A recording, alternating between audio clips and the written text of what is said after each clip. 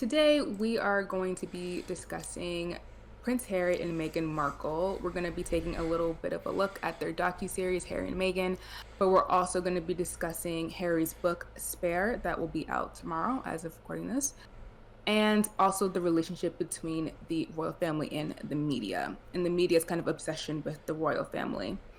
So there has been a lot of coverage about this book, even though it's not out yet. There's been numerous leaks of the content of the book, as well as Prince Harry giving two different interviews promoting the book. He'll give more in the coming days, but the two interviews we have, one with Anderson Cooper and one with Tom Bradley, who he's known for a long time. I have not been able to watch one of them, but I have watched the Anderson Cooper interview and his interview on Good Morning America. So it seems to me that Prince Harry has a very deep-seated hatred or antagonist relationship with the media, especially the British tabloids, because his mother obviously was killed in the tunnel being chased by paparazzi.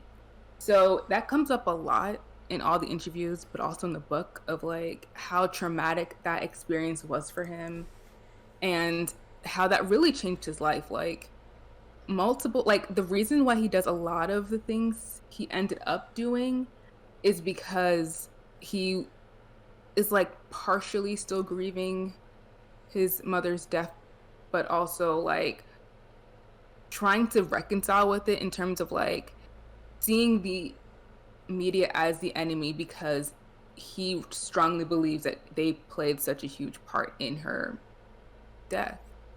And that just seems to never have resolved for him. I think he said at one point that he'll still never he still doesn't feel like he has the answers from her passing.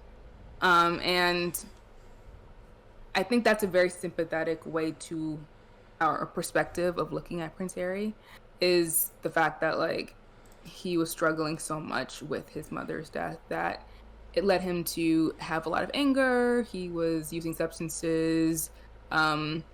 He had such a antagonistic relationship with the British press because he just, every time he looked at them, he thought about his mom.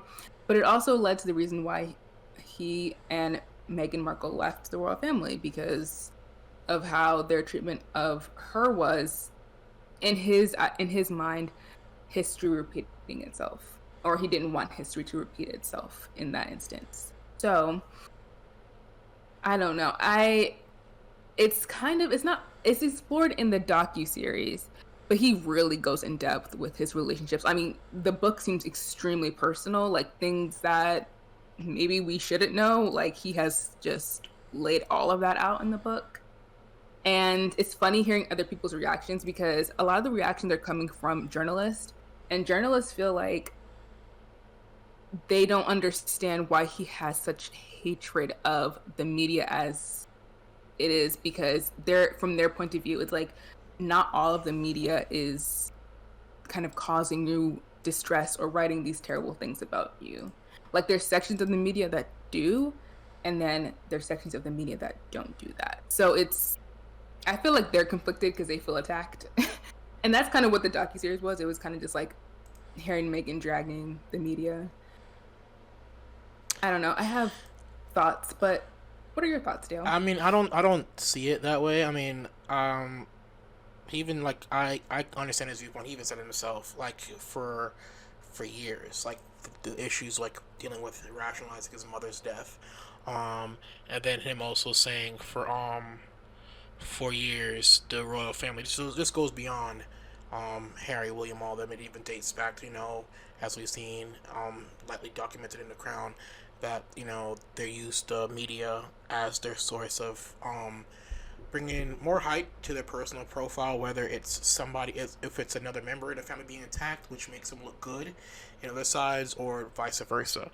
And he said himself, instead of it being you're hearing talk from this person within the royal court, whatever, saying something, he's I'm personally, for years, for the past 6 years, with him and Megan being together until their marriage, till they left, it was always, oh, people in the royal family or within the court say Harry's this or Megan's this way. It was never the person actually stating these things. So I do agree with them themselves after they left the royal family. Like, look, so the past 6 years, everybody's had their say behind, anonymity, not saying what they're actually saying.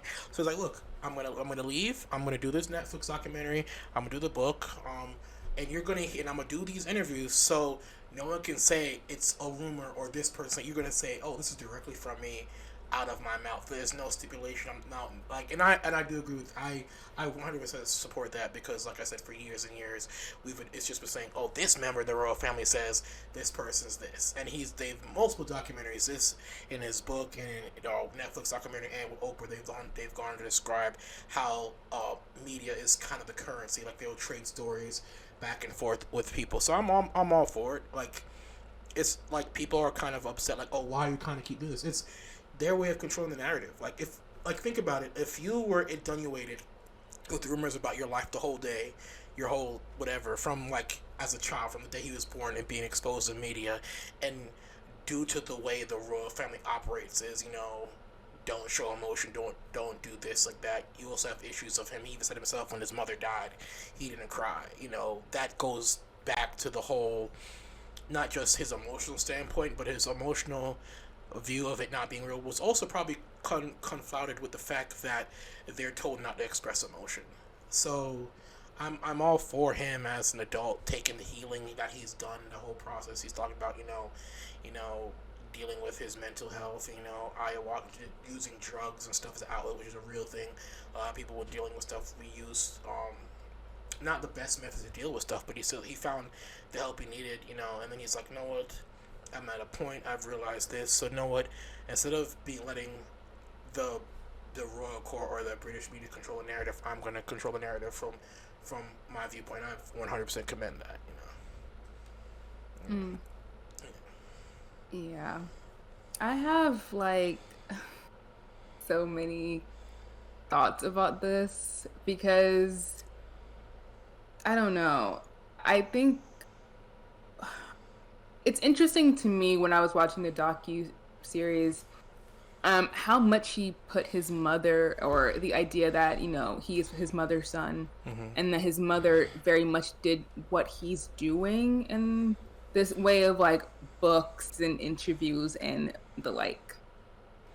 One thing that I feel like Harry might miss, maybe because his mother's gone and he didn't really get to know her in the way that I think people who have watched her and her entire journey of marrying into the royal family up into her death had the ability to really analyze or clock, is that Diana used the media a lot. Yeah. Like, I think that's a portion that maybe he isn't quite keen on looking at too deeply, because it might call into question some of the things that he's doing or the reasons why he's doing certain things.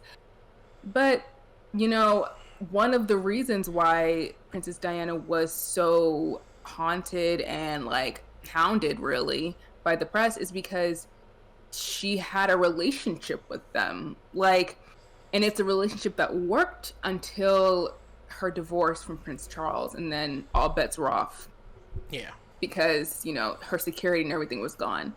But, and I'm not saying like, let's blame Diana. I feel like Diana did not get the love she needed from her relationship with Charles, and because of that, she sought attention somewhere else, and that attention came from people. It came from the press, and she needed. I think she needed some validation. Like, she needed someone to say, "You're doing a good job. Like, you're doing what you need to be doing. Like, you're actually good in your role." And because she wasn't getting that from Charles or the royal family, that's where she turned.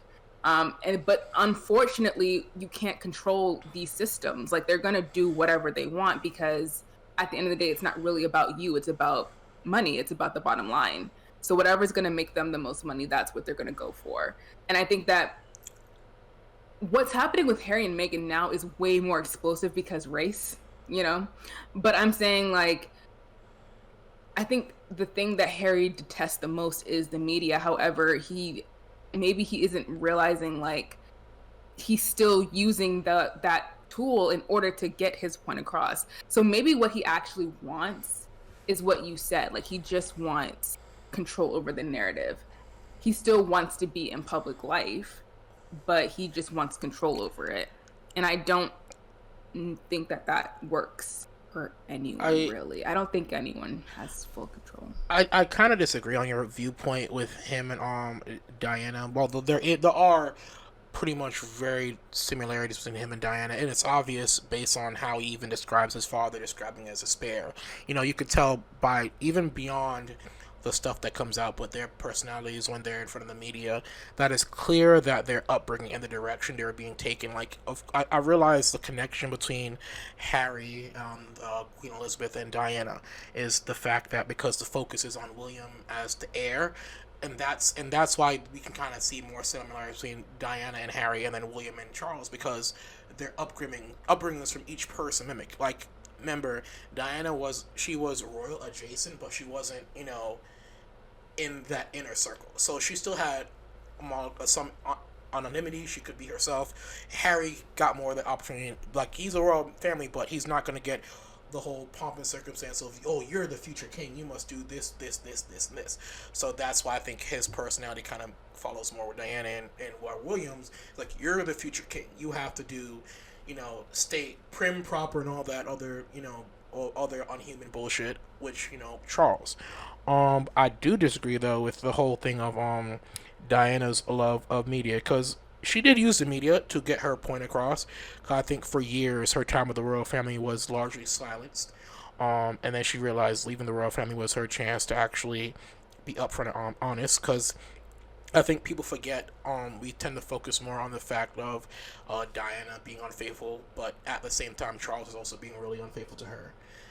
But Diana's side was the one that's always more publicized, because at that time, just how they viewed the marriage of Meghan and Harry as a modern family, for the new generation, they viewed that with Diana joining the royal family. They probably, hopefully, Diana would shake up the royal family, make them more, modern. Especially in Diana's interest in the royal family is kind of the whole start of people worshiping celebrities, and it's trickled down to what we have now with Harry, Meghan, and the rest of the royal family. We don't view them as royals anymore. We view them as celebrities, for the most part.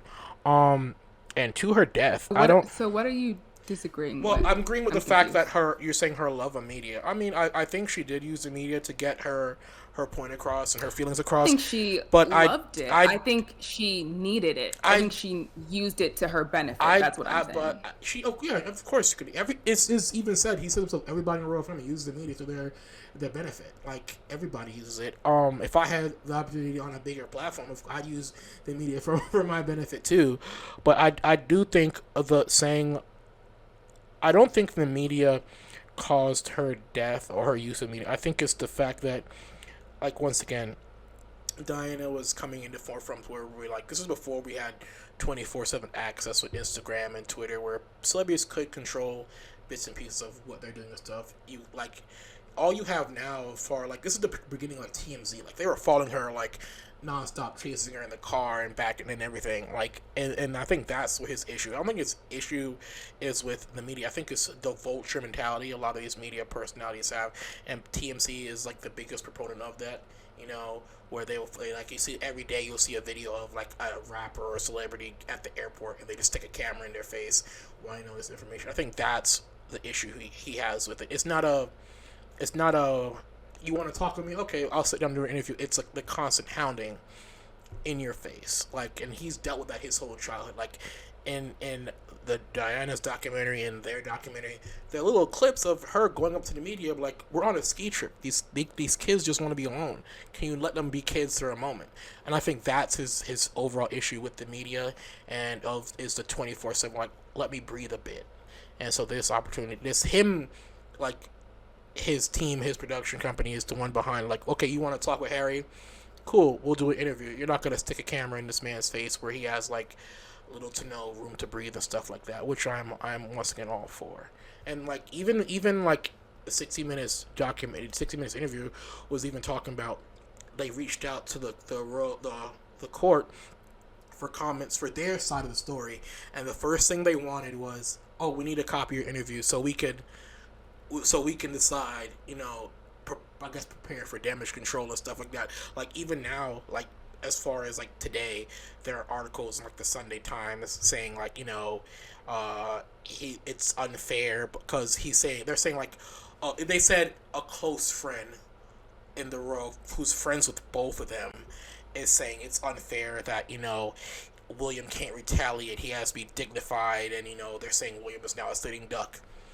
But for the past 6, 7 years, both Meghan and Harry, Meghan was a sitting duck the whole time. People talking about her race and all that. So she's allowed to be a sitting duck and not retaliate and stuff like that. And when she does retaliate, like it's kind of like you can't have it both ways. Like you can't say, oh yeah, William is so dignified for being a sitting duck and not taking all this abuse from his brother, but every day you had like Harry and Meghan being vilified and not saying anything, but they don't get the response of being dignified for not countering to what media's been saying to them. So it's yeah. Mm. So Well, what I was saying before, well, let me clarify what I'm saying if maybe I misspoke, is when it comes to the media, that's not something you can have full control over. I think we've seen time and again people trying to do that, and it hasn't really worked because, again, the interest isn't in necessarily the people themselves, it's in public response and if they will pay forward that response with money. Like it's monetary. That's what's driving all of the incentives of all of this stuff. And what I was saying about Princess Diana was that she had a good relationship with the media in terms of like she understood how things worked in the business. And I guess that's really where I'm coming from is, as you said, we look at these people as celebrities, and this is what celebrities do. This is what politicians do. When you're in public life, there's a trade-off. You don't get to be a private person anymore. Like that's what it is. Like if you want to be in this industry, if you want to be mayor of your local city or whatever, like you have to, these are in the expectations of like things might get intrusive. Unfortunately, I wish the system was different because it is harmful to people. Like it really does damage people's lives. I wish it wasn't that way. But I'm saying this is the system that we have, right? So I think what Princess Diana understood was that like sometimes you have to work with people in order to get what you want. And so that's what she was able to do. She knew that she wore a certain gown. Like if you think about the fact that when Prince Charles admitted his affair with Camilla, she knew like, okay, I wasn't going to go to this event, but now I'm definitely going to this event. I'm going to wear a beautiful gown that everyone's going to love. I'm going to look stunning, and I'm going to be on the front pages of the newspaper. Like, and it's going to show Charles, it's going to show Camilla, it's going to show everyone who doubted me, who didn't think I was doing a good job, who didn't show me love in this family, that I'm that girl. And that's exactly what she did. Like, and she was right. She was on the front page of every single newspaper. So what I'm saying is like that she had a relationship that worked with the media for a long time. And then it didn't work because, like I said, her security was removed. She didn't have the palace to negotiate these things with. She had these relationships, but now she wasn't a part of the royal family. So the people, the press, the paparazzi, they went after her like anybody else because she didn't have the protection that she needed, right? That's what ended up actually killing Diana. I'm not saying the press killed her. I'm saying the lack of protection actually is what ended up harming her and putting her in harm's way. But what I'm saying is like there isn't a real way to control how the media operates because they have their own incentives that have nothing to do with what you want. So when I was talking about Prince Harry, I was saying like it seems like he maybe isn't thinking about some of the lessons he could have learned from his mother's life. And I think William has learned the lessons. The issue is that he's gone in the completely different opposite direction where he's like, well, my mother was like this. I'm not going to be anything like her. I'm going to do something completely different. I'm going to be like my dad. I'm going to be like my grandma. We're going to keep calm and carry on. Like, that's what we're going to do, which is also not helpful because it's like there are real issues that you should be speaking to. But because they're not the royal family, like you can't even like sit down and have an interview with them. Like they're not going to grant one to you, which is ridiculous because again, it's the 21st century. Like the idea that they're not even going to respond to this doesn't make sense to me. Like, I get it from their point of view of like, we're not going to do tit for tat. We're going to be dignified and not comment, blah, blah, blah. We're going to still use a system of like commenting through our friends, which is like, obviously, you're saying this. We know that is coming from you. But I just think it's kind of ridiculous that they're not able to speak freely. I really want to know their perspective on this, actually. Like, I would love to know what they have to say about this book and about everything else that's going on, because we are only getting one side of the story. And I want to know both of the sides. Like, I want to know exactly what happened. I mean, it's two sides and then there's the truth, right? But I do want to know their perspective on this. But regardless of all that, all I'm saying is like, you there are certain sections of the media that really are terrible and are out to get people, because again, that's what gets views, that's what gets money. But there are other sections that you can actually work with, like people, you can actually work with journalists, you can call up Anderson Cooper and whoever and be like, yo, we can do this interview and it'll be fine. I think you have to be careful in terms of like how you do it, because some people will maybe, kind of let you off, give you like softball questions. There'll be other people who will ask the tough questions and challenge some of your viewpoints, which I think is good journalism.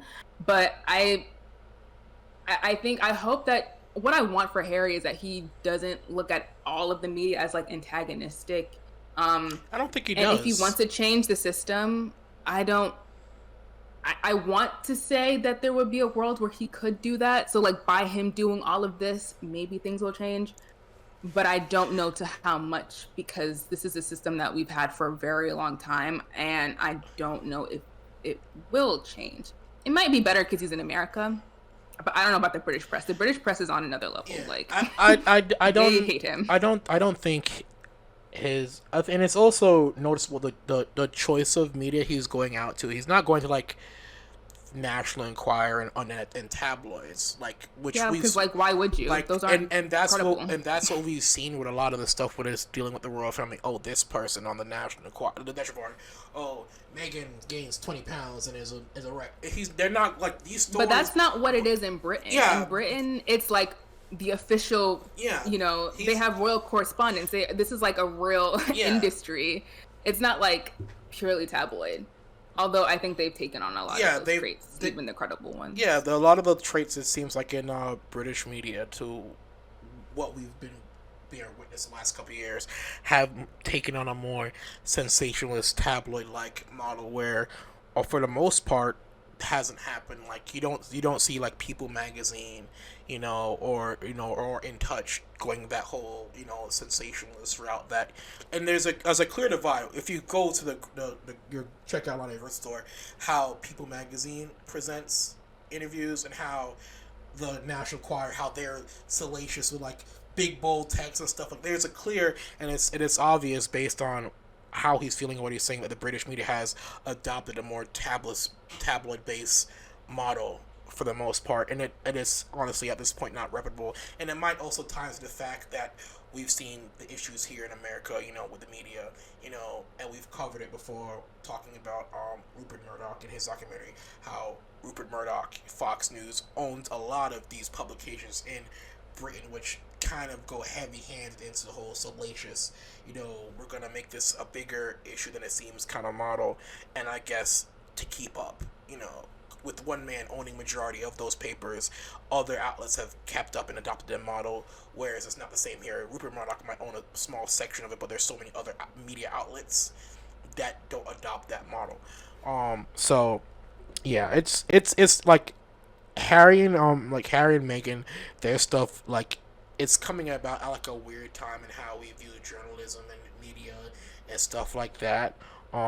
So yeah, it's and I think at the end of the day, I think more than anything, he really just wants an apology. You know, he was apology from his father. I wasn't there for you the way I should have been as you were a kid, dealing with the loss of your mother. William, I wasn't there for you as a brother the way I should have. I should have supported you. And it's obvious he got all that support with his grandmother. Like he's like in an interview with Anderson Cooper when he's talking about how he, like, oh, everybody took a flight there and they didn't have a seat for him, and you could see how the sadness of him having to drive there and getting there late, you know. And so, and I feel like the attention he didn't get properly from his father and his brother, the attention that he would have got from Diana, he got from his grandmother, and that's why he was probably so close to her. And I think, yeah, then they just want an apology, like, and you would think with all the stuff like we said what Diana went through, that the royal family would try their damnedest to not have those incidents repeat again, and they did it anyway with Megan. And I feel like I feel like they let all this happen with Harry and Meghan because at the same time Harry and Meghan stuff was going on, a lot of Jeffrey Epstein stuff was happening in the news. And at the same time, with the Jeffrey Epstein stuff, Prince Andrew's issues with those whole sexual encounters and those issues and being associated with Jeffrey Epstein and being friends with him, his issues that he had in the past were coming to light as well. And I feel like, oh, Megan's not really a royal; she's a royal by marriage. But Andrew is one of us by birth, and that's my brother.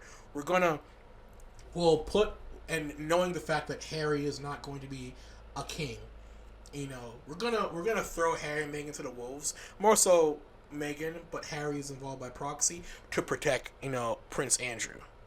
That's what I feel was happening. To bury one story, they propped up another. So, but yeah, it's. I would hate to be in the position he's in, honestly, as a person. So, and let's be honest, everybody kind of has those family dynamics. Like, even talking with my sisters, they feel me being the oldest, I got a different experience than them, and they're the youngest. And I can see that's probably how William and Harry they view their relationship. But I think because it's on a global scale, and because they're not supposed to express themselves, it feels 10 times more. Where me and my like for my birthday, my sister and my mom and dad we went out to a restaurant, and she was like, you treated him different. Like we're in public, like they don't have those familial bonds to do that. So yeah, it's sad. Yeah. I feel like everything that Prince Harry wants, which is what he said, he wants accountability and he wants an apology. I don't think he's ever going to get that. And No. that's what it's kind of all coming down to. Yeah. Because that's a question that I was asking myself a lot when I was watching I was watching the Netflix thing and through all this interviews of the book and stuff. My question always was, okay, well, what do you want then? Like, if now that you say all this stuff, I feel like doing the Oprah interview was really good because they were able to clarify a lot of stuff. But after that, I was like, all right, well, what else is there to say? Like, what else do you want us to know? And how will that help you get what you want?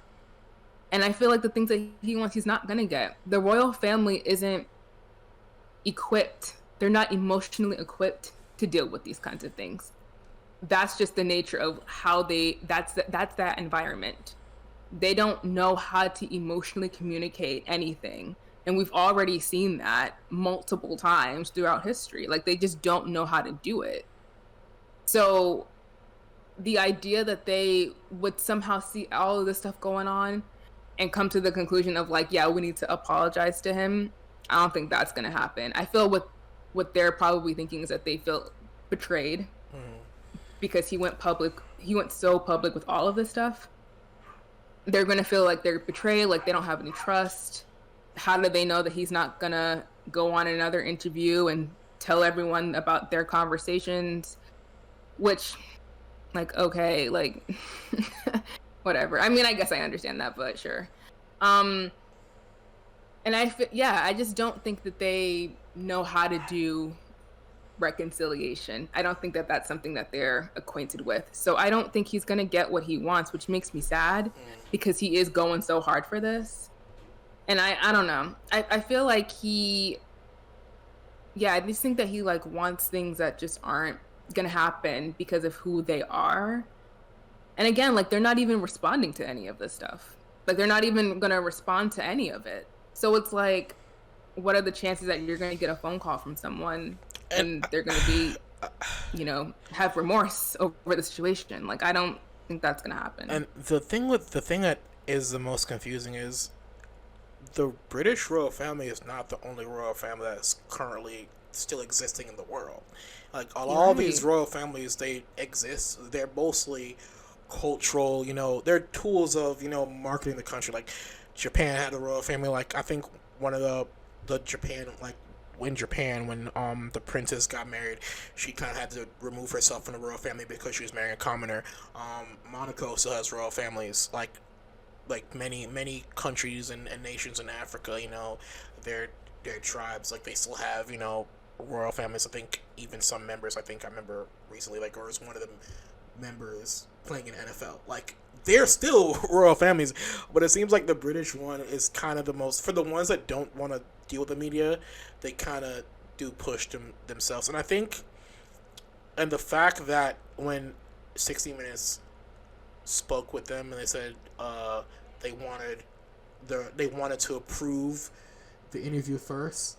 That just tells me that they're in these situations they're more reactive and proactive, and it seems weird for an institution that doesn't really have any power per se, Mm. like political clout, for a group of people not to instead of like being on the back end of everything, they just be upfront like, look, like me, I would have been like, uh, and I wouldn't even go through it through the process of the firm. I would have been me on an individual level. I would have just said, screw it, I'll do an interview, and I will.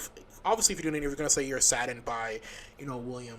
I mean, Harry making these statements, but at the end of the day, you have to say like I apologize for the way things transpired and the way things done. I should, like, as a father, I should have did a better job. As a brother, I should have done a better job.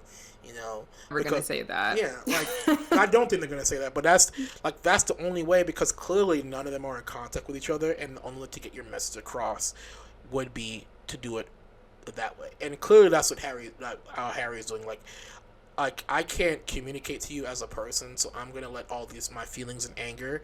I'm gonna just let everybody know. So there's no way you can avoid it. Instead of sleeping on They're it. gonna avoid it. Yeah. I mean, they're not That's the gonna. thing. It's They're like, not gonna avoid it, because clearly he's mentioned, like, when they get together for breakfast, like every single news, no, no, publication. they're gonna see it, Yeah. but they're not going to react to it Yeah. at all. Not publicly, at least. I don't know what they're doing behind the doors of their homes, Yeah. but And in front of all of us, they're not gonna do and that. it's obvious that, because I think even when they left, they moved to like Canada for a while, then they moved to California. Mm. I do think their initial plan was not to do these media deals, these are to tell their story. But even when they were here for like the first 2 years, it was still British media reports. Oh, when this was happening, Meghan was doing all that. So even when they left, Mm. the royal family was still like, yeah, put that story out. So, yeah, Yeah, there was a lot in his interviews where he talked about just their reaction to Megan. yeah, And it seems like they just didn't like her. yeah. Like, for whatever reason, I mean, we can guess at the reasons, but like, I mean, it's for kind what, of obvious, the American thing but and the also, race thing. America, divorcee, black, nah, Yeah, nah, nah. I feel like they just straight up didn't like her. So it didn't really matter, like, what she did. I don't think that would have changed at all, yeah, which is sad because it's like, I mean, it's like, how do we rationalize their behavior if we know that, like, in our own families that same stuff happens? Because it's true, like it does. Like, a new person comes in and you may or may not vibe with them, like, that is true. doesn't make it right but i though. also but I also feel like, to me, everything that they did, or rather didn't do, to help Meghan or Harry, but especially with the press, seems so counterintuitive to what their actual goal is. Because yes, they're a family, but they're also a business. They're a family business. And if your business is going to succeed, that means that everyone needs to be working together and should be, if not happy, at least content in their jobs, right? So wouldn't it make more sense to reach a hand out and to help her if what you're actually trying to do is to continue this monarchy Yeah, business? and You know what I'm saying? It's like, so everything y'all are doing, you're just acting against your own interest, which doesn't make any sense to me. So they don't make sense to me. Like, I feel like out of everything, like, this just made all of them seem terrible. Like, even if you thought you kind of liked them or you felt indifferent, like now it's just like they are kind of just the worst people. It's a clown Because show. what are you guys really doing? Like, why don't you have enough sense, experience? Like, y'all having fights at your grown age, like that's embarrassing. Like that's actually embarrassing. Siblings always fight, so you're too old for this. You got kids. Like you need to come on. Like you're waking up with arthritis. You shouldn't be pushing people. like, come on, sir. You are balding. Like hey. Come on, you. I'm messing You with it. chose this life. You were like, this is my style. I'm rocking it. He's still trying to, have a little come over. He's still trying to like get away with it. The man's just fighting. It's like just shave it all off. Anyway. Yeah. But yeah, that's all I'm saying. It's like it seems like they're just so incredibly immature to be in the roles that they inhabit.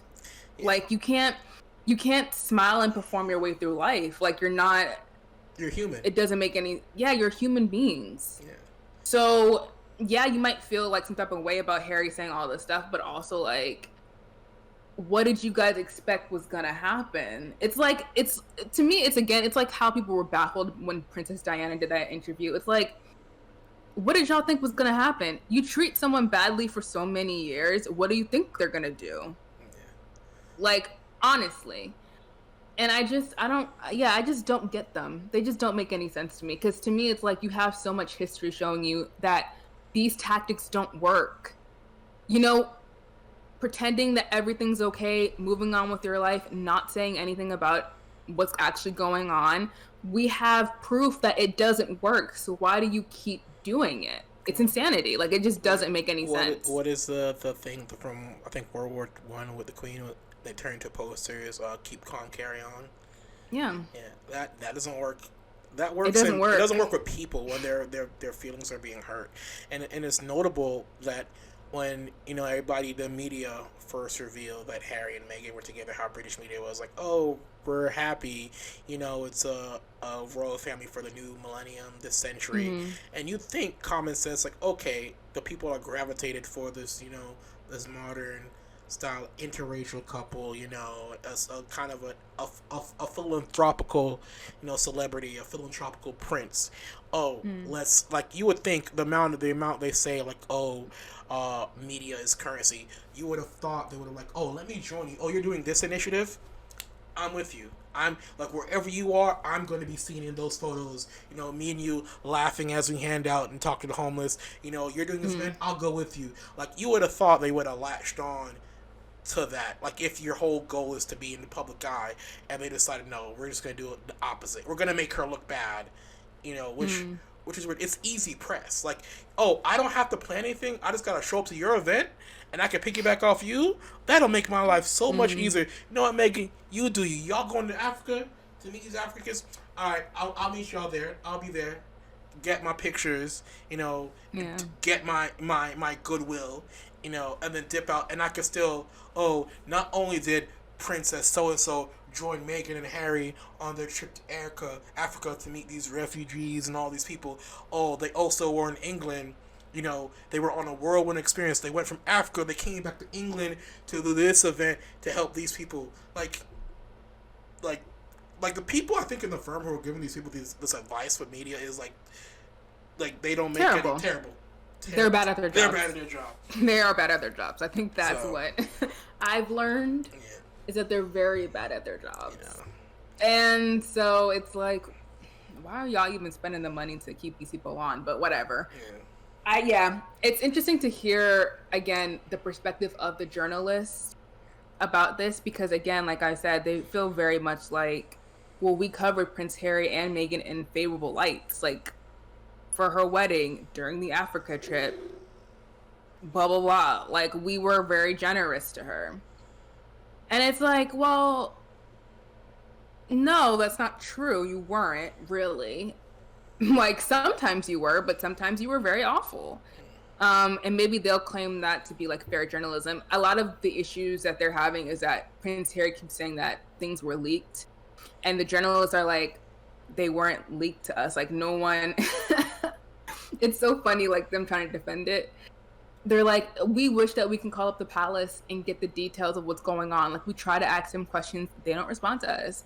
But it's like, But then 10 seconds later, you you get this word in the palace is saying, "Oh, you have yeah, you know that there's communication there. Like, obviously there's a relationship that's very close between the British family and the British press. Like, let's not, the denials of that is very strange to me, because it's like, we know that that's how it works. That's how it works over here. yeah." Like, if a celebrity wants a story out, they're calling their publicist, and their publicist is getting in touch with what, Vanity Fair or whatever. Like, that's how it works Literally, your here. So job is obviously public relations. Every industry, that's how it works in every industry. from churches to schools, everybody So does like, public relations. So why are y'all trying to deny that that's a factor? It's so strange how they're trying to like pretend like it's not a thing.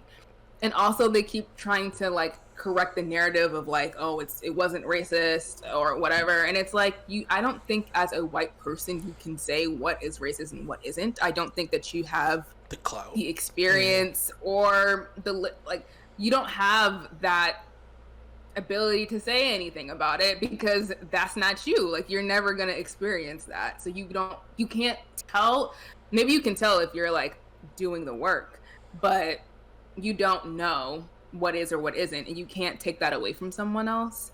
I think one of the issues is that people were expecting Harry to really expound on the fact that in the Oprah interview, Meghan was talking about the baby skin color, and he didn't say anything about that. And then he also like retracted. Like, he also, yeah, he was like, no, we weren't trying to say that it was racist.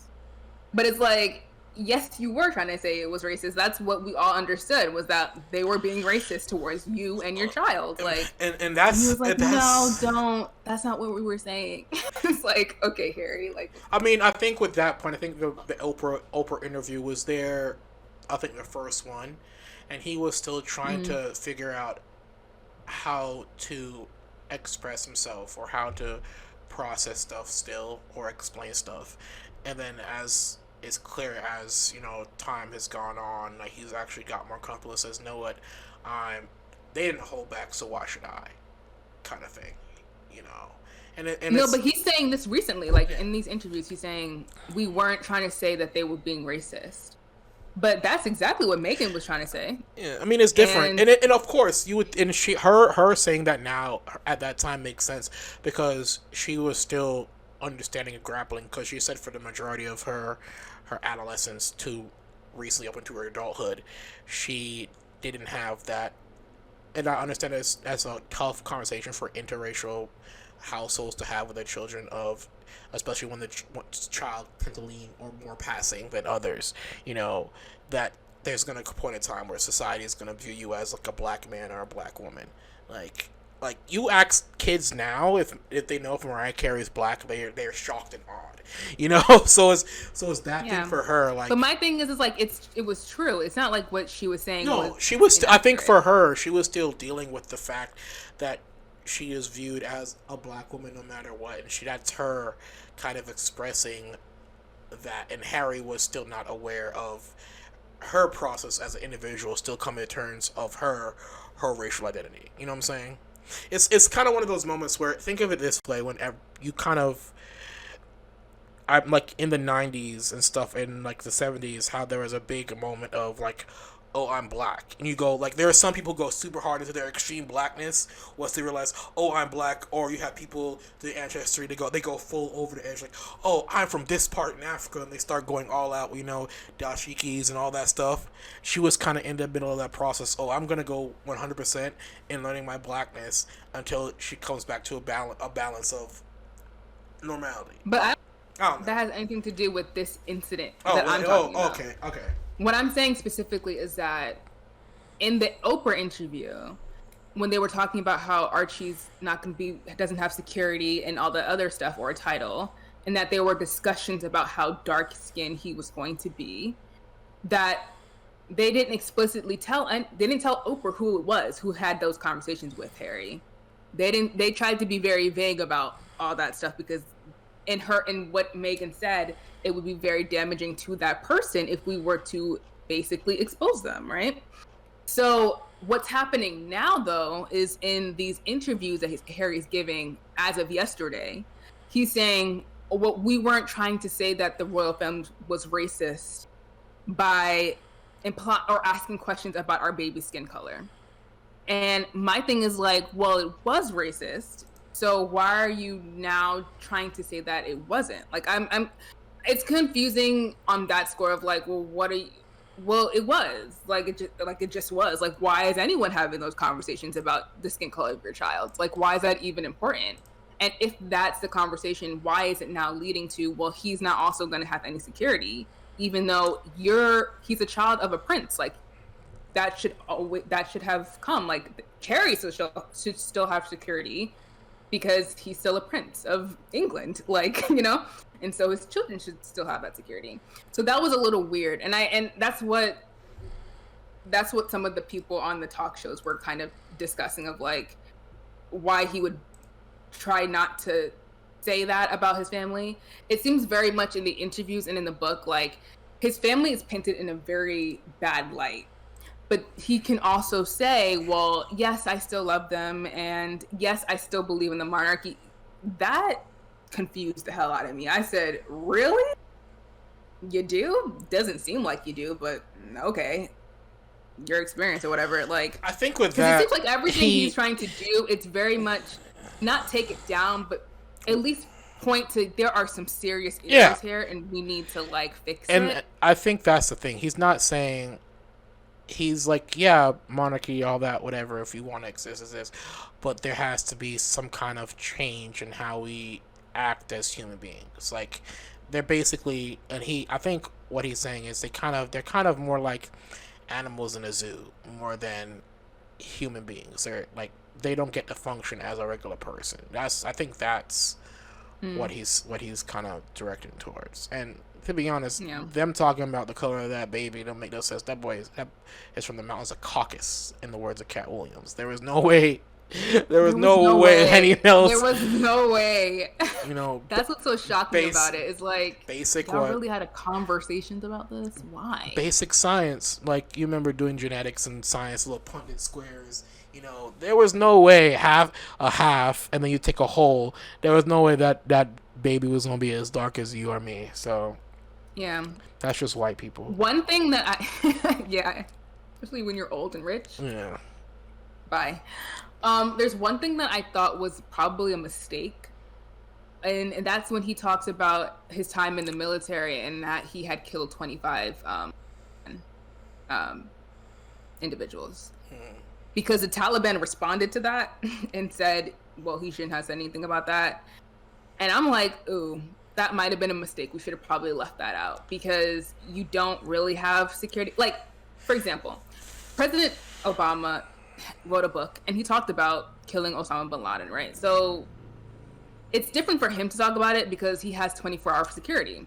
Like, he has people with him all the time. So, like, if anyone tried anything, they weren't going to be able to do it because he has a seasoned security team to take care of him and his family.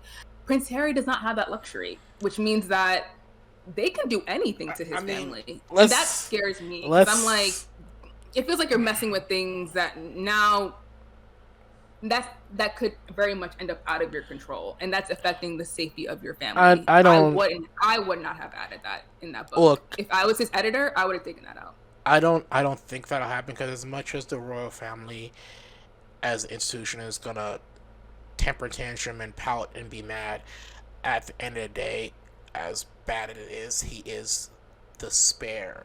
Because God forbid anything happened to William and Charles and William and Kate, you're not gonna put a 10-year-old boy up on the throne and say, hey, you're the cultural leader of this country.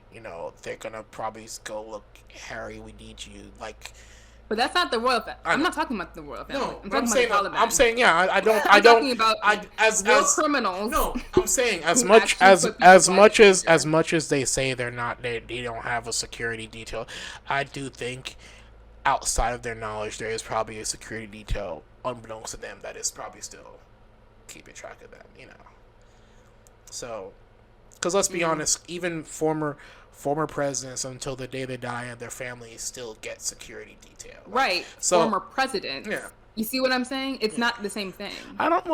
Hey, and also that's what I'm saying. My saying is like, we don't know how much money Harry as an individual actually has. So he might have his own private secure. So I don't know.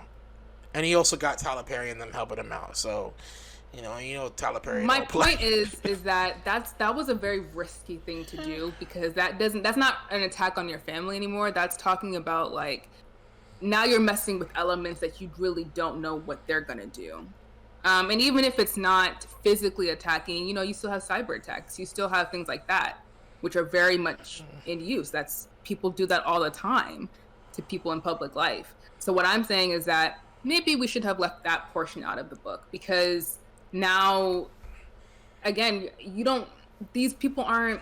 They're not like Well, at that point, rational in terms of like, oh, he's a prince of England. Of course, we could not touch him. Like, no. here's the They're thing, like though. chopping people's heads off. With that though, you don't kind of blame Harry, because let's be honest. Whenever a celebrity comes out with an autobiography, they're just being interviewed.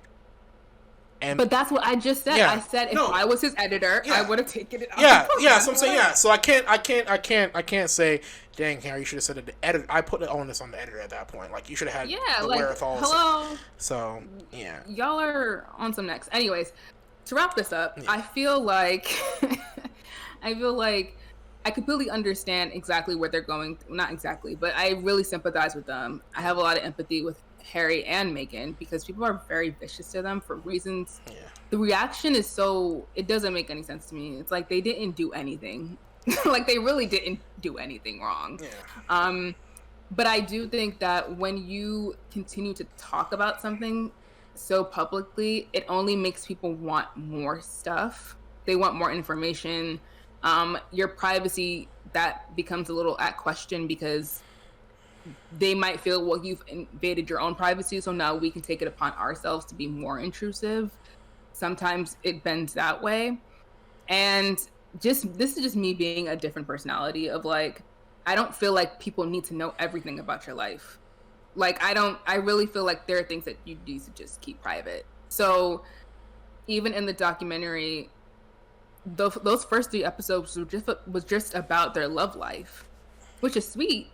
But like, again, it's like, how much do we really need to know about what's going on here? I feel like I feel like the objective of really talking about how the royal family operates, their relationship with the media, what the media does, those should have been the main focal points.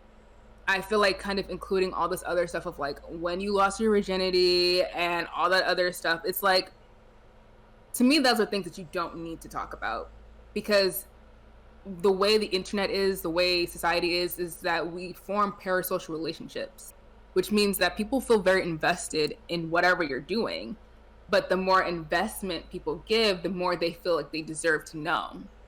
Like, they are owed more information because you chose to be open about it. And I think lines can get blurred. I think it can get kind of messy. I think it can get a little overwhelming.